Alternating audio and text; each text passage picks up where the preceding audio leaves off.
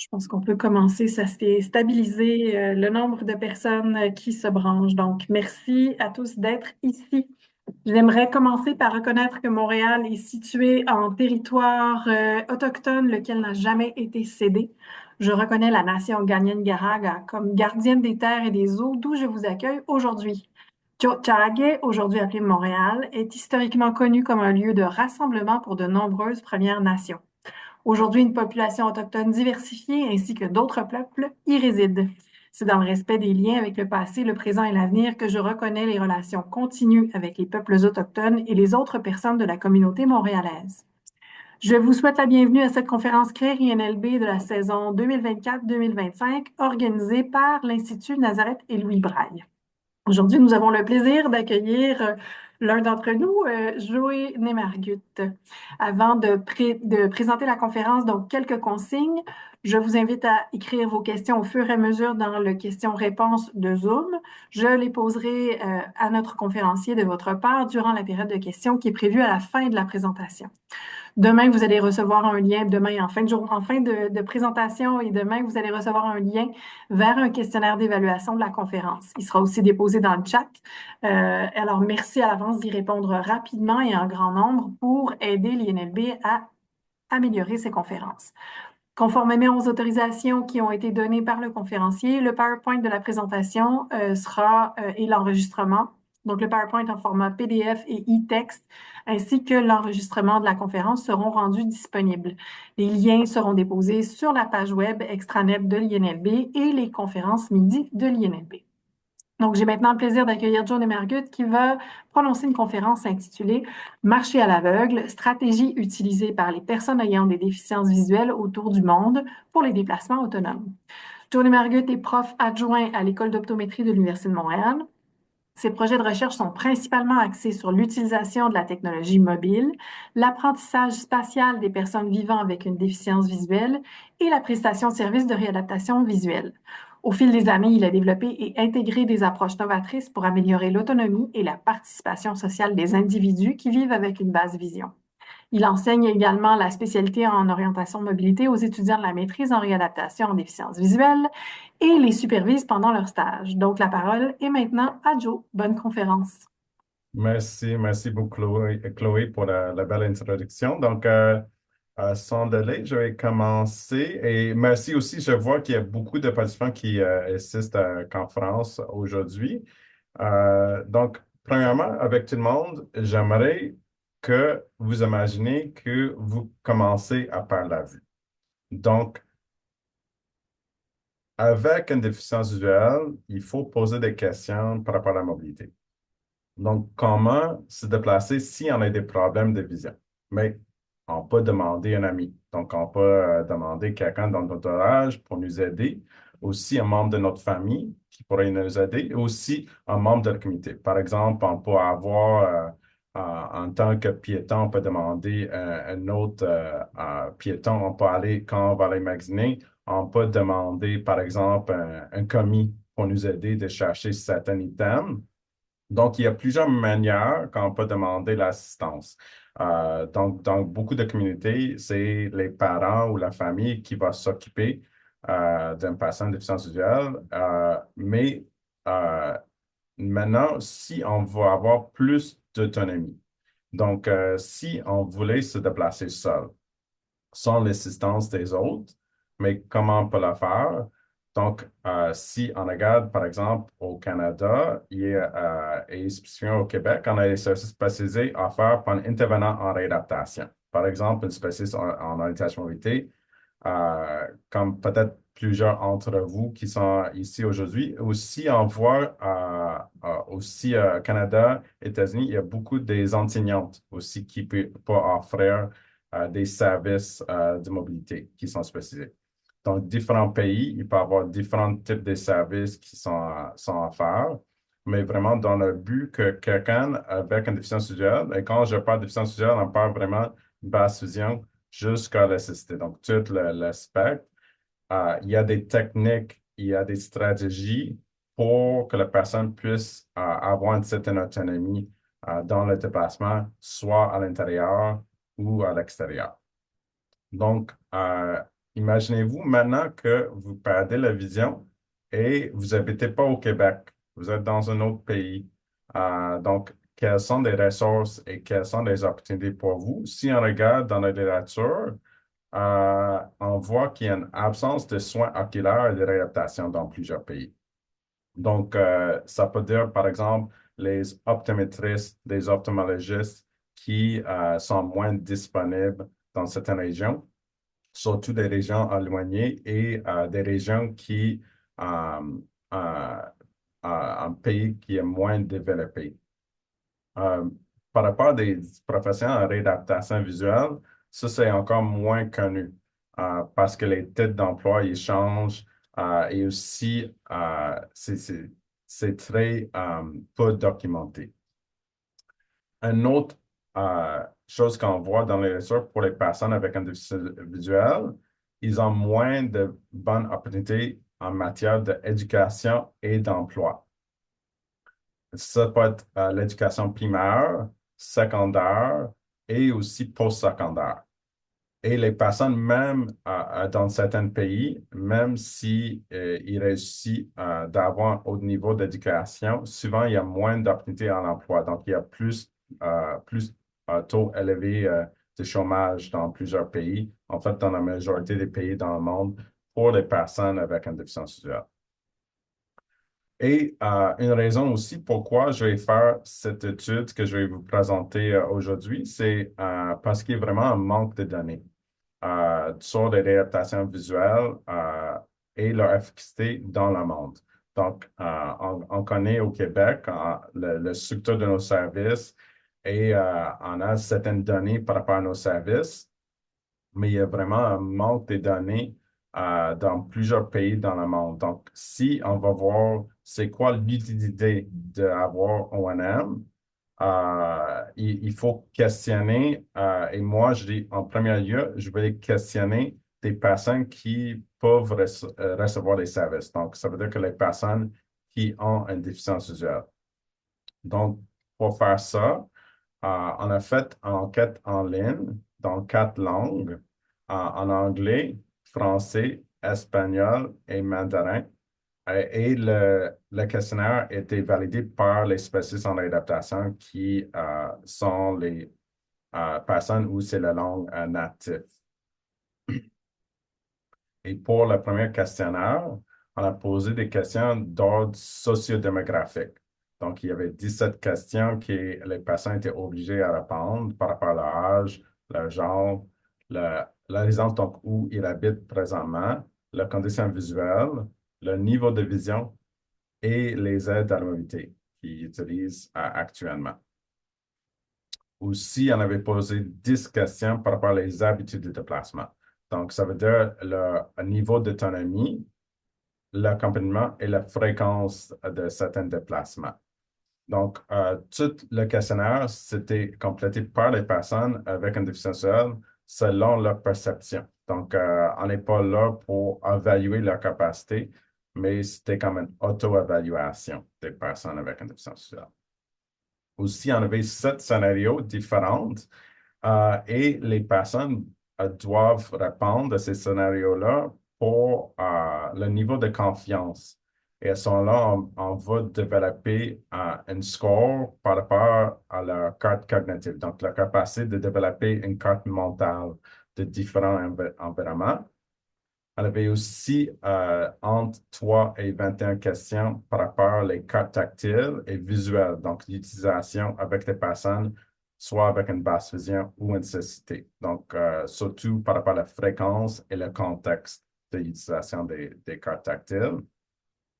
Et on avait un deuxième questionnaire où on a posé des questions par rapport aux leçons en ONM. Donc, premièrement, de voir est-ce que les personnes ils ont accès aux services spécialisés en mobilité. C'est quoi le rôle de ce professionnel-là? C'est quoi l'utilité comme les personnes déficientes visuelles, comme ils perçoivent?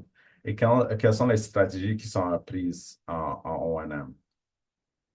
Et moi, des fois, j'utilise la terminologie ONM, mais c'est important de prendre en considération. On a pris en compte qu'il y a différents rôles partout dans le monde. Donc, c'est surtout les services spécialisés en mobilité pour les personnes avec une déficience visuelle. Donc, par exemple, si on regarde en France, ça peut être un instructeur de locomotion, un instructeur en autonomie professionnelle, ça peut être un enseignant. Donc, on n'a pas mis l'emphase, non sur les types d'emploi, mais surtout les types de services qui étaient donnés aux personnes avec une déficience visuelle. Aussi, on avait 10 questions par rapport à les stratégies d'orientation. Donc, les différentes aides, par exemple les GPS, l'assistance et les stratégies en O&M qu'ils utilisent. Il y avait aussi les questions ouvertes par rapport à un scénario intérieur et un autre scénario extérieur, de savoir quelles sont les stratégies qu'ils utilisent pour accomplir la tâche et c'est quoi le niveau de confiance. On avait aussi une autre section par rapport au bien-être. Donc, on utilise l'outil HOMO qui était développé qui divise le bien-être dans 5 sections, donc engagement, relation, espace de vie, orientation et autodétermination, parce que ça, c'est un outil pour mesurer la qualité de vie plus pour quelqu'un avec une déficience visuelle, parce que des fois, les personnes en société posent d'autres mesures de qualité de vie, ça ne représente pas nécessairement la réalité. Donc, si on regarde nos participants, on avait quand même beaucoup de succès pour le recrutement des participants. Donc, pour le premier questionnaire, il y avait 752 questionnaires qui étaient complétés. Donc, on avait plus que 1000 qui a commencé. Pour le deuxième questionnaire, on avait 510 qui étaient complétés. Et parmi les personnes qui ont participé à l'étude, il y avait 382 en basse vision, ça autodéclaré, et 370 aveugles et en pas plus d'hommes que de femmes. Donc, si on regarde aussi l'âge, c'était légèrement en pas plus bas que la moyenne âge des personnes dans la société. Mais on avait tous des âges qui étaient représentés pour le moment qui a été diagnostiqué avec la déficience visuelle. Donc, il y avait beaucoup que c'était diagnostiqué à la naissance et plusieurs à la jeunesse, mais il y avait moins à l'âge d'adulte ou comme personne âgée. Et on avait aussi fait une catégorie de le niveau de vision fonctionnelle. Donc, au lieu de faire les champs visuels et l'acuité visuelle, on a fait une autodéclaration selon l'outil qui s'appelle Vroom. Et là, c'est plus regarde le niveau de vision fonctionnelle selon 4 catégories. Donc, si quelqu'un a une cécité totale, ça veut dire que la vision est non fonctionnelle, OK, selon la personne.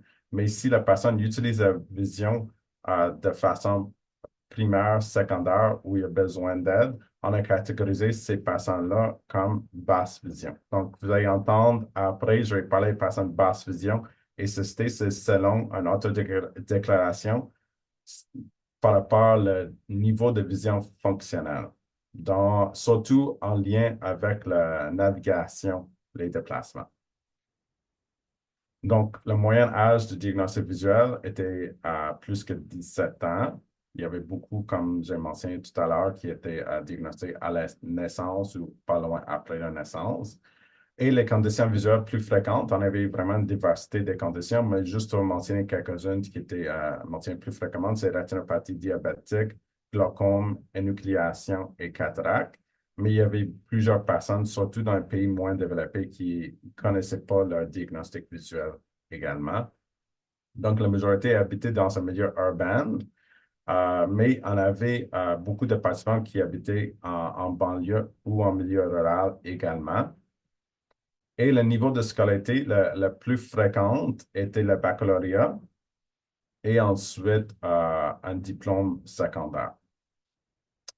Pour la classe économique des participants, donc la classe inférieure était la plus fréquente avec la classe moyenne. Il y avait très peu de personnes qui considéraient qu'elles étaient dans la classe plus élevée économique.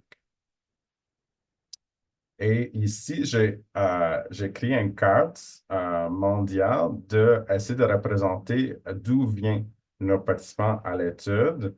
Donc, vous allez voir, oui, il y en a quelques-unes de l'Amérique du Nord, mais on n'a pas nécessairement concentré sur l'Amérique du Nord. On voulait vraiment de faire une étude plus internationale. Donc, on a toutes les 6 régions de mondiale de la santé qui sont représentées, les Amériques, Europe, Afrique, Asie du Sud-Est, le Pacifique Ouest et Méditerranée orientale. Mais malheureusement, il n'y avait pas beaucoup dans la Méditerranée orientale. Ça peut être un problème de recrutement aussi en lien avec les langues de nos questionnaires également. Donc, si on regarde les données qu'on a reçues de toutes ces personnes-là qui ont participé à l'étude, on regarde l'impact des services de mobilité pour les personnes avec une déficience visuelle, on voit que les personnes ont moins souvent besoin d'aide. Donc, pour les personnes qui ont reçu les services, ils peuvent avoir plus d'autonomie. Il y a aussi un niveau d'éducation qui est plus élevé et aussi une plus grande réussite économique. Si on regarde l'outil HOMO pour le bien-être, il y avait aussi un score plus élevé de bien-être s'ils ont reçu les services O&M. Donc, on voit qu'il y a plusieurs impacts positifs des services d'orientation et mobilité. Et ça ne touche pas nécessairement uniquement les déplacements. Ça touche vraiment la qualité de vie personne et vraiment plusieurs aspects, même sociaux, dans leur vie. Si on va regarder qui bénéficie de ces services, mais même si je suis spécialiste en orientation, moi, euh, je pensais y avoir quand même une majorité dans certains pays qui reçoivent des services, mais malheureusement, il n'y en a pas beaucoup qui reçoivent des services. Et ça, même si on va classifier selon toutes les régions de OMS, il y avait une minorité des personnes qui ont reçu des services dans presque toutes les régions de OMS qui ont répondu à notre étude. C'est important de savoir aussi que pour le recrutement, on est allé beaucoup vers les associations. Au lieu d'aller juste en ligne et de présenter en ligne, parce qu'il y a beaucoup de personnes qui ne sont pas capables d'aller en ligne avec la compétence informatique ou avec les enseignements qu'ils ont reçus. Donc, pour ça, on est vers les associations. Les associations ont fait beaucoup de recrutement pour nous.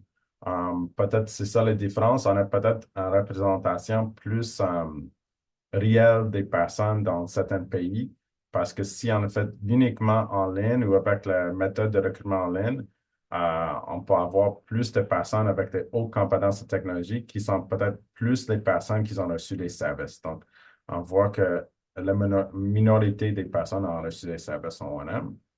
Mais les personnes qui reçoivent, ils ont plus de chances d'avoir une société fonctionnelle, tel que mentionné dernièrement. Aussi, ils ont plus de chances de vivre dans une zone urbaine. Mais ça veut dire que la minorité a les services O&M et on connaît tous les avantages de O&M, comme j'ai mentionné, mais pourquoi les gens ne reçoivent pas les services? Mais il peut y avoir plusieurs raisons. Donc, la raison principale, si on regarde de façon mondiale, c'est parce que ce n'est pas disponible dans la région. Mais on voit vraiment une différence significative entre différentes régions de OMS. Si on regarde, par exemple, la Pacifique de l'Ouest, qui inclut, par exemple, la Chine, on voit une grande majorité qui va mentionner qu'ils n'ont pas ces services-là parce que ce n'est pas disponible.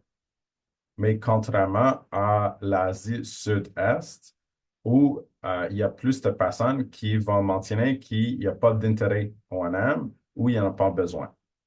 C'est également très répandu aussi, il n'y a pas d'intérêt en Afrique. Donc, je trouve que ça touche un peu l'aspect culturel, mais c'est sûr que ça reste un questionnaire. Donc, on n'a pas tout le contexte, on n'a pas toutes les raisons derrière euh, de ne pas recevoir les services uniquement de questionnaire. Maintenant, si on regarde un type de service qui est très fréquemment enseigné par les O&M, c'est l'usage des cartes tactiles. Le carte tactile, c'est pour établir une carte cognitive de différents environnements et uniquement 17% des personnes qui en ont entendu ont l'expérience avec les cartes tactiles.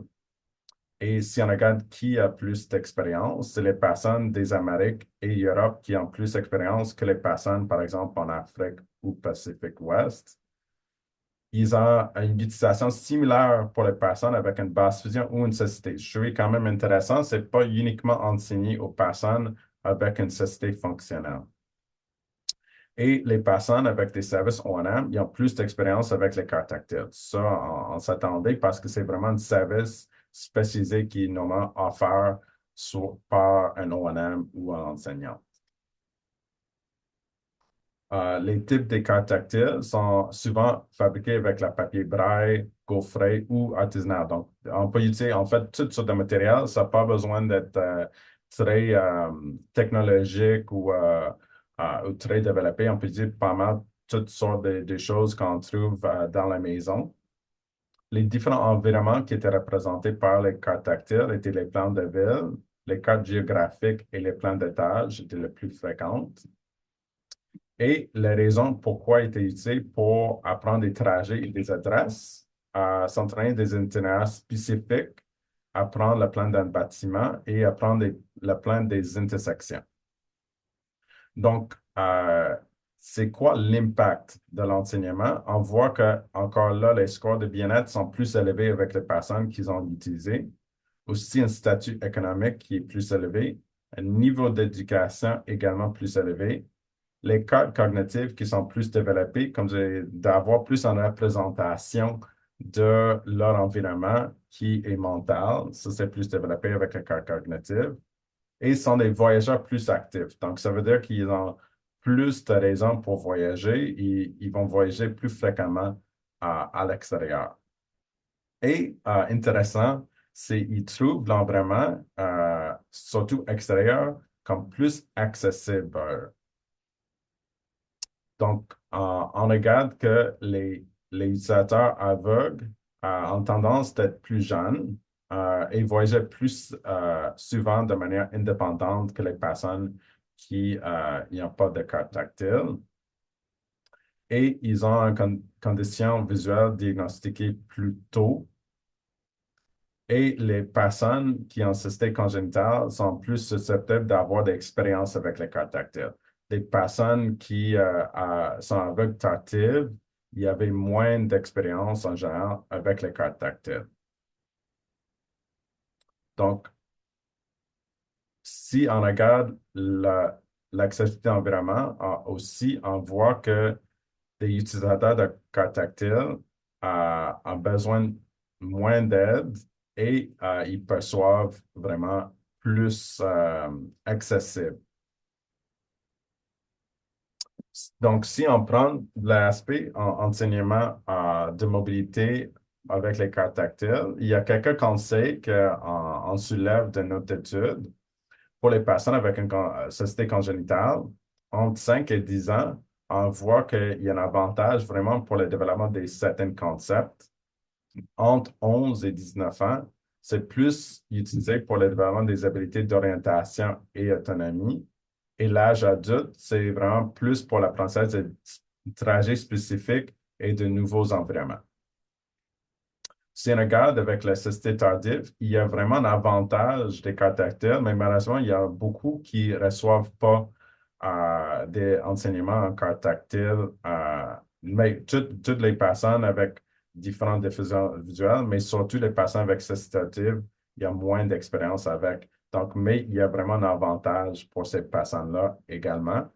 Et pour les personnes en basse fusion, c'est plus complémentaire à l'information visuelle. Donc, des fois, l'environnement n'est pas compris en entièreté. Donc, le carte tactile pourrait aider comme outil complémentaire à d'autres manières pour voir des repères visuels ou d'autres environnements, d'autres informations dans l'environnement. Donc, maintenant, comme j'ai mentionné, je vais avoir plus de contexte pas juste par rapport au ONM, mais c'est quoi la réalité des personnes avec une déficience visuelle dans différentes régions dans le monde. Donc, pour faire cela, on a posé en fait des entretiens avec des personnes avec une déficience visuelle, comme on a fait dans le questionnaire, mais aussi on a posé des mêmes questions aux professionnels de la santé, surtout les professionnels comme les ophtalmologistes et optométristes. Donc, c'est les personnes qui ont l'expérience avec des personnes avec une déficience visuelle et des éducateurs ou intervenants dans chacun de ces régions. Donc, on avait posé des questions par rapport aux dispositifs d'assistance. Donc, ça peut être les loupes, les cannes, les téléphones intelligents. Donc, c'est toutes les questions ouvertes pendant l'entretien. Donc, on essaie de ne pas diriger la réponse, mais juste avoir la réponse de ces personnes-là avec les entretiens individuels. Les services de réadaptation visuelle, donc ça peut être les services on a, mais les services qui sont plus comme les HRV, les programmes d'aide gouvernementale, l'accessibilité. Quand on parle d'accessibilité, c'est accessibilité intérieure et extérieure avec l'environnement physique, mais aussi accessibilité à l'emploi ou à l'éducation pour les personnes avec une déficience visuelle et les services de soins oculaires. Donc, présentement, on avait fait les entretiens dans 7 pays différents, au Pérou, en Inde, en Chine, Mali, Burkina Faso, Ghana, Nigeria et Togo. Et ici, je vous présente un tableau de voir le nombre de personnes qui ont participé à l'étude à l'étranger. Donc, au Pérou, on a pas mal complété avec 33 personnes, avec 23 de déficience visuelle, 4 médicales et 6 éducateurs. Mais aussi, on continue l'étude dans différents autres pays aussi, jusqu'à quand on a vraiment l'impression qu'on a une bonne idée des services qui sont à faire. Ici, je vous présente quelques verbatim des participants à l'étude des entretiens pour vous donner une idée. Donc, si on regarde les dispositifs d'assistance, euh, il y a des participants comme mentionne, les téléphones intelligents font partie de la vie de la plupart des personnes malvoyantes. Ça, c'est un éducateur en Inde. Euh, et aussi en Nigeria, par contre, ils maintiennent les loupes, les télescopes des télévisionneuses sont couramment utilisés, mais souvent, ils viennent de l'étranger. Si on regarde le service de réadaptation visuelle, on voit vraiment une différence dans différentes régions également. Donc, par exemple, à Ghana, il a mentionné qu'il n'y a aucun instructeur pour l'enseignement de la canne blanche. Donc, les personnes de canne blanche vont utiliser de leur part. Donc, en Nigeria, un professeur médical mentionne que les services de basse fusion sont uniquement disponibles dans 2 villes par quelques optométristes qui ont une formation spécialisée en basse fusion. Donc, si on regarde en Inde, la plupart des services sont par des organismes non gouvernementaux, donc comme les OBNL. Si on regarde au paru d'un professionnel de réadaptation pour l'aide gouvernementale, donc euh, cette, cette personne-là mentionne, c'est vraiment par rapport à la perception des personnes avec une déficience visuelle qui fait en sorte que les personnes en bureaucratie pensent qu'ils sont là pour recevoir un don, pour avoir un peu l'aide sociale au lieu de chercher un emploi. Au Nigeria, il indique qu'il n'y a aucun financement gouvernemental pour les personnes malvoyantes selon une personne avec une déficience visuelle. Et en Inde, une personne de déficience visuelle mentionne que les fonds qu'on sont alloués sont minimes. Par rapport à l'accessibilité à l'éducation, au Pérou, par exemple, quelqu'un mentionne un cas où l'université n'est pas soutenu une personne avec déficience visuelle et finalement, il n'était pas capable de réussir à l'étude universitaire. Si on regarde l'environnement physique extérieur, c'est certain que c'est très, très divers d'un pays à l'autre. Si on regarde au Pérou, ils maintiennent surtout avec les motos, les voitures sur le trottoir et le manque de sensibilité de la population. Et Ghana, c'était mentionné vraiment le manque des trottoirs sur les routes principales, qui fait en sorte que c'est difficile à se déplacer comme personne avec une déficience visuelle. Pour les soins oculaires, à Ghana, c'était mentionné plus pour les personnes dans les régions éloignées comme en milieu rural, qu'ils n'ont pas des services ophtalmologiques. En Inde, par contre, il est mentionné vraiment un accès facile aux professionnels de la vue. Et Nigeria aussi, dans les zones rurales, c'était plus limité. Et Togo également. Donc ici, pour mettre plus comme un sommaire des résultats, si on regarde de façon globale, et ça, j'aimerais prendre, c'est ça, du temps après pour répondre aux questions ou peut-être préciser certains points si vous avez des questions. C'est des services en O&M. Il y a un impact positif sur le bien-être, les opportunités d'emploi et autonomie des personnes qui ont basse vision ou cécité.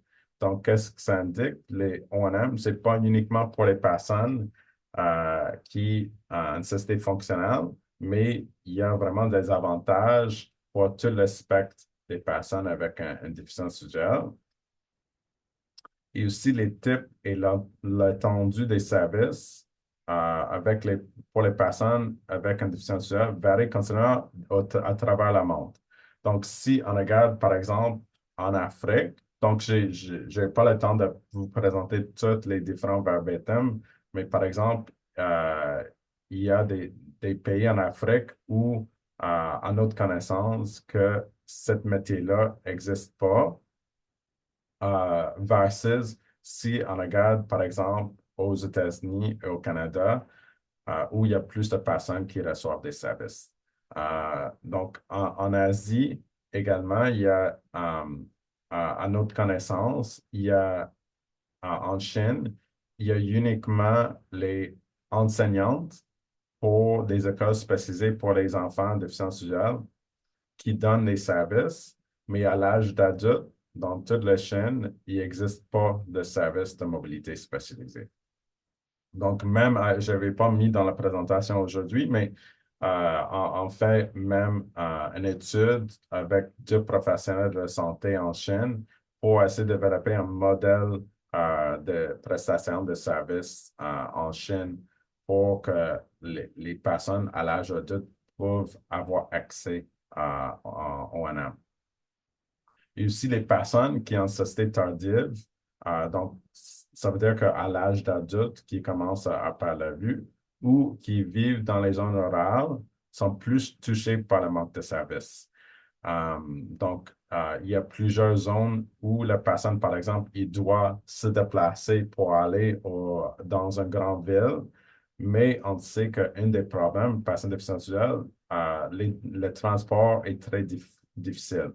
Donc, il ne peut pas conduire et pour avoir accès aussi au service médical, souvent, ça prend la base pour être capable de prendre l'autobus ou prendre le train. Sinon, il y a aussi dans certains pays, les personnes n'ont pas les moyens de payer pour le transport pour se rendre en ville pour avoir des services.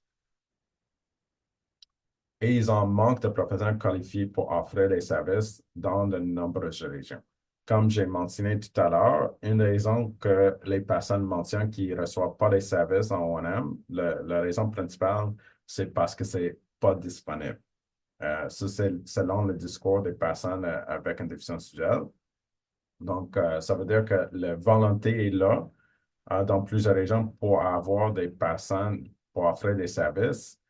Donc, ils ne sont pas capables de répondre aux demandes ou, comme j'ai mentionné tout à l'heure, des fois sont complètement absentes dans certains pays. Et aussi, si on regarde surtout avec les entretiens, pour avoir plus de contexte par rapport à des obstacles pour des personnes avec une déficience visuelle plus à large dans les 5 domaines, beaucoup sont en dehors du sociétal. Donc, il y a beaucoup de personnes qui mentionnent le problème. C'est pas nécessairement moi, ma déficience visuelle, mais par exemple, les sociétés qui ne comprennent pas la déficience visuelle. Et ça fait en sorte que l'éducation n'est pas accessible pour moi, l'emploi n'est pas accessible pour moi, que les gens vont pas nécessairement, il a l'impression qu'il va donner l'aide sociale, mais qu'est-ce que moi j'aimerais, c'est vraiment avoir quelque chose qui est l'auteur de mes compétences. Donc, il y a beaucoup de personnes avec une déficience visuelle qui ne se sentaient pas concernées dans la société, pas négligées par la société at large. Donc, ça est revenu souvent, je l'ai dans,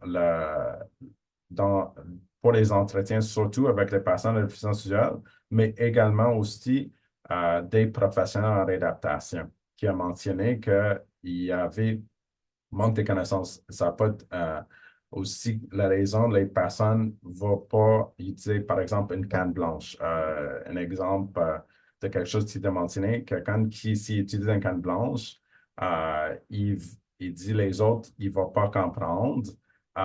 Et moi, je me sentais beaucoup plus vulnérable. Donc, il y avait un sentiment de les personnes déficientes visuelles sont plus des personnes qui sont les capteurs ou vont chercher l'argent, mais ne vont pas nécessairement avoir une vie indépendante. Donc, je vais vraiment remercier l'équipe qui m'a aidé avec cette étude-là.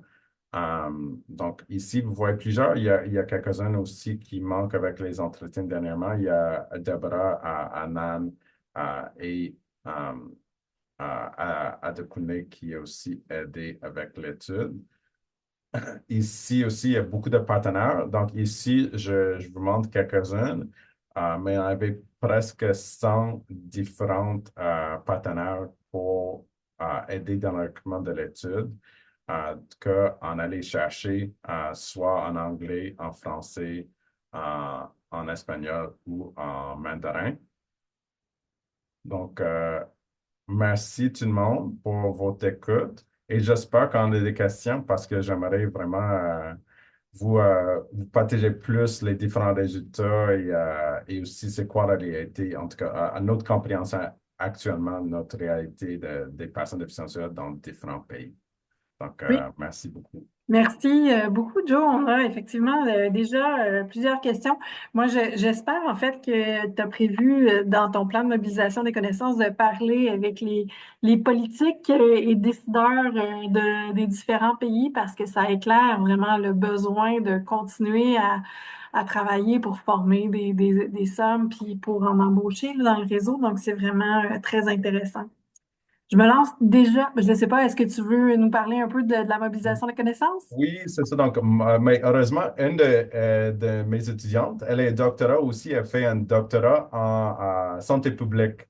Donc, OK. elle est aussi en co-direction aussi en santé publique. Donc, ça, c'est la prochaine étape de vraiment aller vers la santé publique, exactement, de les patients décideurs, de voir sont qui, sont où et comment on peut contribuer. Je pense un avantage aussi de ce projet-là. Moi, je ne suis pas un politicien de ces pays-là. Moi, je représente comme un porte-parole pour les personnes sentent qu'il y a moins de voix dans leur pays. C'est les gens qui sont vraiment vulnérables et je pense qu'ils n'osent pas nécessairement d'aller en politique. Et aussi, si on regarde au Canada, on a le INCA, on a les organismes, mais ce n'est pas le cas partout dans le monde. Ce n'est pas nécessairement la même organisation des personnes déficientes visuelles. Donc, on essaie de chercher les organismes mais, et aussi essayer de donner plus de pouvoir qu'au moins eux autres pour avoir des rencontres aussi avec des personnes en politique pour faire des changements. Ouais. Ouais, merci, on espère que ça va les inspirer. Je ne sais pas si, j'ai pas le nom de la personne qui pose la question, mais si elle veut se présenter puis ouvrir son micro, elle peut simplement lever la main. Mais on nous demande, est-ce que les gens qui utilisent les cartes tactiles sans l'accompagnement de spécialistes? En fait, est-ce que les gens utilisent les cartes tactiles sans l'accompagnement de spécialistes? Et est-ce qu'elles sont utilisées pour se familiariser avec un lieu qu'on ne connaît pas ou qu'on connaît déjà? OK. Donc, oui, c'est une bonne question. Pour les cartes tactiles, il y a différentes manières d'apprendre. Il y a très peu, mais il y a quelques-unes qui existent dans les lieux publics. C'était mentionné par quelques participants. Il peut y avoir, par exemple, un musée. Un musée va avoir une carte tactile qui est disponible aux passants puis entrer dans le bâtiment. À ce moment-là, ce n'est pas nécessairement enseigné par un ONM. OK. Mais c'est rare que la personne peut avoir des compétences pour bien comprendre si elle a été née aveugle, donc si quelqu'un a une nécessité congénitale, ils n'ont pas suivi O&M. C'est dit, pour les personnes qui ont une nécessité tardive, qu'ils ont déjà vu, peut-être il y a une compréhension d'une carte.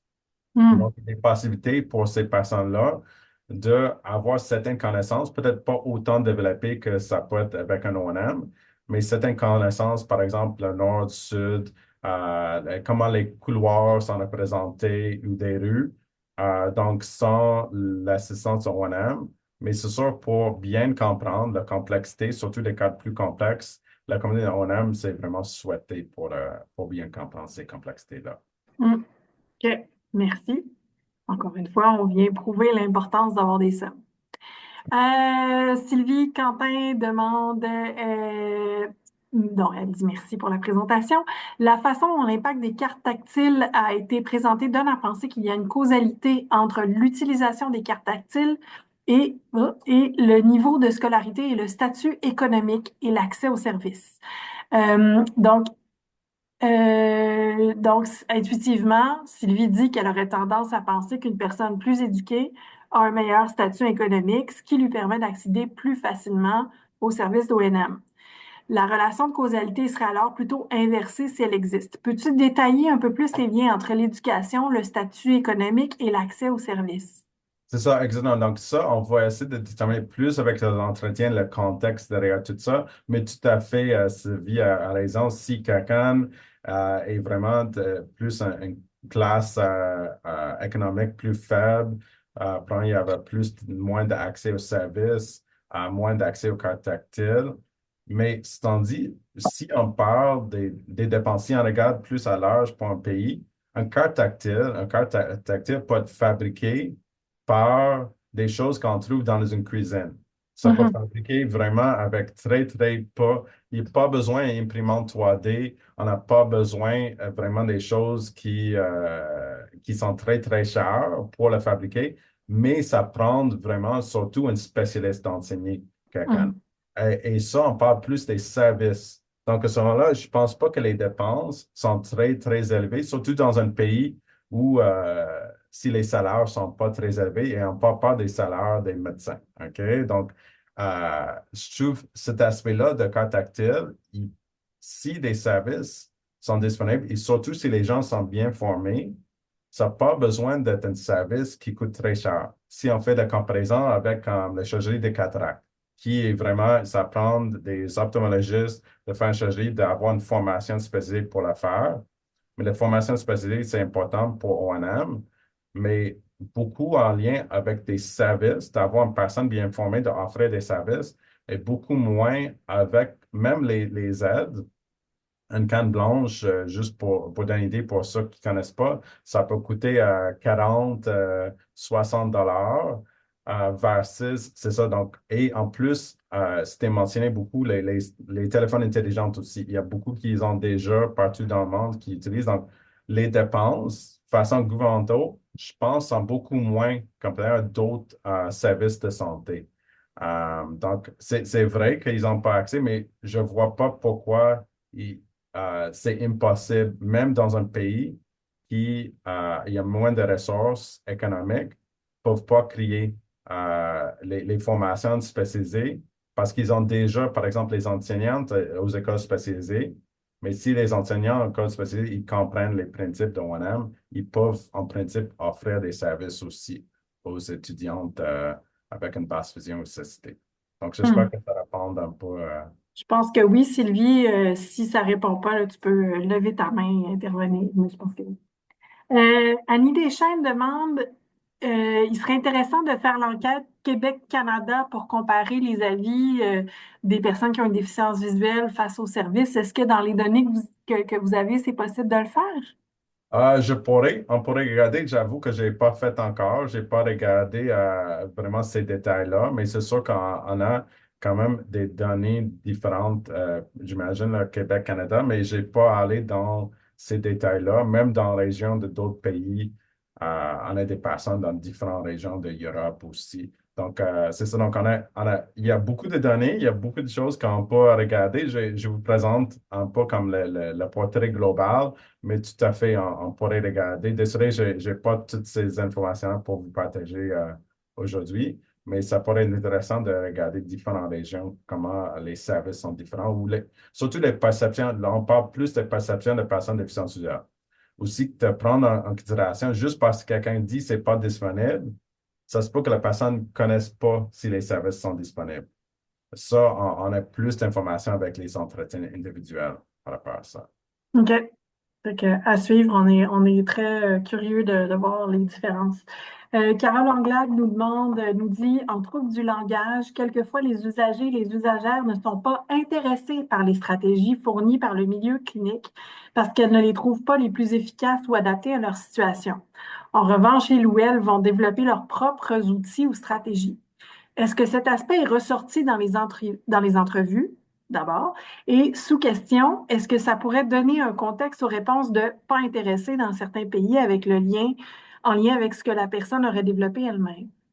Ça, c'est tout à fait, c'est la situation réelle dans beaucoup de pays. C'est ça, donc des fois, on pense avec notre cerveau, notre contexte au Canada, au Québec, mais tout à fait, c'est vraiment les gens vont des fois dire que, OK, je peux m'auto-former ou avec les associations. Ah, il y a d'autres personnes qui ont testé, qui connaissent ça, ils vont m'enseigner. Donc, ça, c'est quand même tricky dans le sens que ces personnes-là ne sont pas de formation, ils vont enseigner de leur manière, qui n'est pas nécessairement la manière qui est la meilleure pour cette personne-là. Hmm. Mais les raisons pourquoi les gens ne vont pas, je pense, et c'est très, très divers pourquoi les gens ne vont pas avoir des services. Ça, on essaie de creuser un peu pour les entretiens individuels, mais quelque chose qui ressort beaucoup, c'est par rapport à le regard dans la société. Donc, ici, il y a une certaine acceptation, mais pas partout, là, si quelqu'un a une déficience visuelle. Dans plusieurs pays, si une déficience visuelle, sont plus considérés comme quelqu'un qui veut juste avoir les dons et là, on va tout faire pour cette personne-là. Hmm. Euh, et en plus, ici, on a des modèles de personnes déficientes visuelles qui ont vraiment une belle réussite, qui peuvent faire toutes sortes d'emplois. Dans plusieurs pays, il n'y a pas de modèle Hmm. ou très, très peu de modèles. Donc, on avait parlé de quelques-unes en Afrique, comme une qui a fait le Paralympique, mais c'est vraiment la réalité. Donc, il est très, très peu qui réussit. Donc, cette personne-là était plus le porte-parole pour les gens. Par exemple, ça, c'était en Togo. Et il y en a beaucoup au Togo qui ne réussissent pas d'avoir une éducation primaire. Hmm. Il n'y a pas l'accès à l'électricité, il n'y a pas accès aux soins de base. Euh, oui, donc c'est pour eux autres de dire je ne peux pas réussir, c'est vraiment un écart très, très grand si on fait la comparaison avec Québec. Hmm. OK. Ah, intéressant. Ben, écoute, il nous reste 2 minutes. Je ne sais pas s'il y avait une dernière question dans l'auditoire. Je ne pense pas. Ben, ça nous laisserait le temps que je te remercie grandement pour cette conférence-là vraiment intéressante qui, je l'espère, en fait, va nous donner des munitions pour avoir plus de sommes partout pour qu'il y ait une équité dans les régions, hein. Tu disais que quand on n'est pas dans les grands centres, on a des difficultés d'accès, fait il y a tout un enjeu d'équité. Euh, donc, en fait, on a un petit peu de mal à vous mettre le lien à tous. Là. Je ne sais pas si vous l'avez reçu ou si c'est seulement nous, les autres et panélistes, qui l'ont reçu, mais vous pouvez remplir le sondage. Si vous ne l'avez pas dans la conversation, vous l'aurez par courriel. Donc, merci d'y répondre rapidement et en grand nombre. Et vous trouverez également sur l'extranet de l'INLB les prochaines conférences à venir. La prochaine sera donnée par notre autre chercheuse Natalina Martiniello et ça traitera du braille. J'ai pas le titre exact devant moi, mais je vous invite à y participer le 23 avril à l'heure du lunch. Il est possible que la date soit changée, mais si c'est le cas, on vous informera tous pour que vous y soyez. Donc, merci beaucoup, Joe, et à tout le monde d'avoir assisté à la conférence de ce midi. Merci beaucoup. Merci. Merci. Parfait. Oh, les gens se débranchent doucement, Joe. Je vais te garder un instant. Il y a Carole Anglade qui te remercie. De rien, Carole. Voilà. Fait que je vais juste. Parfait. Fait qu'on avait toutes les autorisations pour toi et je pense que tout est beau. Donc, ça va? T'es heureux? Oui, excellent. Oui. Super. C'était vraiment intéressant. Fait que, Ouais. ben, merci. Puis on pourra faire la suite. Bonjour, Sylvie, qui Ah, apparaît. bonjour, Sylvie.